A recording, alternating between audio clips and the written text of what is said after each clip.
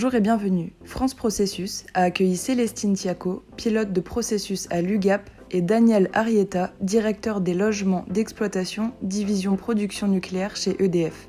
Ils nous ont tous les deux présenté les missions, les interlocuteurs et les principaux obstacles à surmonter en tant que pilote de processus. Première question, pour l'un et l'autre, je vais vous demander quel est votre rôle en tant que pilote de processus et un peu, en fin de compte, quelle définition est donnée à pilote de processus? C'est un honneur, hein. Merci Michel d'avoir convié l'UGAP pour parler un petit peu de son expérience sur la démarche processus. Pour présenter assez rapidement l'UGAP, c'est la centrale d'achat public de l'État français. Nous sommes soumis au code de la commande publique, c'est très important aussi de le savoir. Et puis, on est sous tutelle du ministère des Finances et de l'Éducation nationale. On a 3 chaînes de valeur opérationnelles, hein. On a une chaîne de valeur sur l'élaboration de nos offres, en fait. Et donc, moi, je suis pilote de processus sur la commercialisation des offres. Puis par ailleurs, pilote de processus sur la gestion des commandes. Et donc, en tant que pilote de processus, classiquement, j'ai en charge la cartographie des processus métiers. On va cartographier les parcours clients pour aller analyser à peu près tous les irritants du client. Une partie très importante aussi du rôle du pilote, c'est de rentrer dans cette phase d'analyse de tout ce qui ne va pas. Et donc, en termes de livrables, un pilote de processus va réaliser des logigrammes de processus, des parcours persona. On est contributeur sur les cahiers de charges, et puis une autre composante de la cartographie des risques. On est informé de tout ce qui est veille méthodo sur les outils, l'évolution, toutes les démarches, voilà. En termes de moyens, au quotidien, c'est les ateliers métiers. Les métiers sont notre première force aussi. Et puis, on peut aussi s'inspirer quand on ne fait pas des ateliers, des documents de référence. Et puis, tous les tableaux de bord d'indicateurs de pilotage issus de la business intelligence, les baromètres de satisfaction client. Et puis, tous les outils de modélisation, bien entendu, font partie de la mallette indispensable du pilote de processus. Bonjour à toutes et à tous. Merci de me recevoir dans votre association et j'en suis très heureux. Donc, vous avez devant vous la carte de processus que j'ai eu l'occasion d'amener. On visait l'amélioration continue durable des processus. Je souhaitais faire une démarche simple, robuste et réactive. J'étais pilote à la fois du processus accueillir les clients et puis j'étais le pilote du processus piloter l'amélioration continue. Donc, qu'est-ce qu'il y avait comme rôle? Documenter le processus. Donc, après validation, le pilote de processus déploie le processus dans toutes les entités concernées. Il assure le reporting et en même temps, il doit assurer l'analyse du fonctionnement, de la performance, de la gestion des actions d'amélioration, le tableau de bord, la revue annuelle et préparer l'audit interne et la situation annuelle. Tout cela, il fallait bien sûr accompagner l'ensemble des acteurs du processus. J'insiste sur l'animation de l'équipe des correspondants de ce processus. Et comme tout processus, sans cette équipe-là, il ne se passe rien. Donc maintenant, on va regarder, pour remplir ce rôle que vous nous avez décrit, quels sont tous les interlocuteurs avec lesquels vous êtes amenés à être en contact et est-ce que vous pourrez nous donner quelques exemples d'interactions pour qu'on se rende compte du contenu de ces contacts d'une façon très concrète?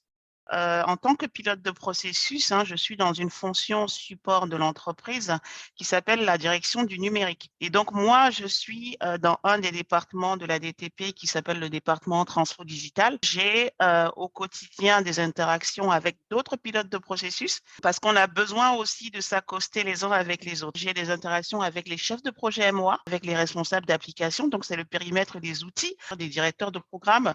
Et puis, les urbanistes ici, on va aller cartographier un petit peu les flux dans les outils embarqués par le processus. Et puis, il y a les business analysts. On va aller analyser à peu près tous les impacts des évolutions sur les fonctionnalités du SI. Donc ça, c'est des profils avec lesquels je vais être en interaction. On a aussi des consultants, des prestataires. Sur une échelle plus large, on a la DACIR, la Direction Audit et Contrôle Interne sur la partie risque, la DSI avec les chefs de projet MOE, les architectes fonctionnels de la DSI. Et puis, je n'oublie pas les fonctions métiers opérationnels. C'est très important. Sur la démarche processus en elle-même, nous, on a à l'UGAP ce qu'on appelle le sponsor de la démarche. Le métier, c'est vraiment l'acteur de terrain sur l'exécution des processus. Et Daniel, de votre côté, les interlocuteurs, Ce sont lesquels, ceux avec lesquels vous êtes en interaction? Pour le processus, donc accueillir les clients, mes interlocuteurs sont le propriétaire du processus. Il faut bien sûr être toujours en phase avec lui. Donc, les 12 directeurs des entités métiers, les 12 correspondants du processus, bien sûr, il faut animer, échanger régulièrement avec eux. Les salariés en charge de l'accueil et leurs managers, bien sûr, parce qu'il faut savoir les rencontrer. Les sous-traitants du centre d'appel, les dirigeants membres du CODIR, important d'avoir une vision avec eux et puis les connaître tous, bien sûr.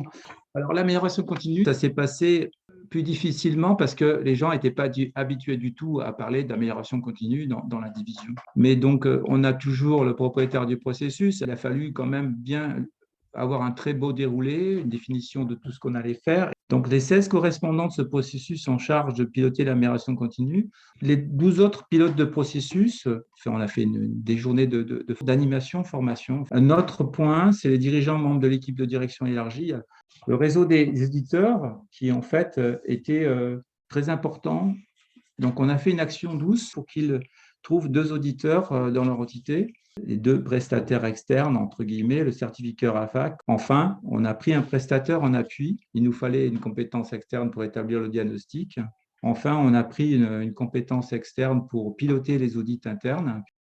Est-ce que vous pourriez nous dire, avec tous ces contacts, plus le travail d'analyse que vous avez à faire, finalement, les réussites qui vous ont marqué, les écueils qui vous ont marqué, que vous avez su dépasser, et donc finalement les joies et les frustrations d'un pilote de processus? La réussite du pilote, elle n'est pas du tout individuelle. C'est très important, tout le dispositif qu'il y a autour, hein. Dans ce métier-là aussi, il faut savoir savourer les petites victoires. Les moments de joie, c'est les ateliers métiers, les ateliers post-it. Ces moments-là, vraiment, c'est très, très, très convivial.